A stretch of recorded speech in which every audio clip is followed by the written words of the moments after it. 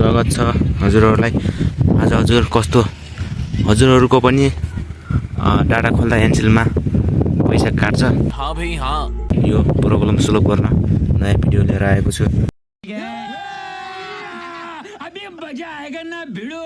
तपाईहरुलाई लागिरहेको होला यो त हेर्दाखेरि बच्चा जस्तो देखिन्छ, यसले के जानला लागिरहेको होला। मैले के टिप्सहरु लिएर आएको थिएँ, ल अब हेर्नुस्। हजुरहरुको यो टिप्स युज गरेपछि हजुरहरुको पैसा काट्ने छैन डाटा खोल्दाखेरि। फर्स्टमा हजुरहरुले *9005 यहाँ छानेर डायल गर्नुहोस्। यति गर्दाखेरि हजुरहरुको यस्तो इन्टरफेस आउँछ। यहाँ चाहिँ तपाईहरुले इनेबल या फिर डिसेबल सर्भिस भन्ने छ, यसमा 5 नम्बरको क्लिक गर्नु होला।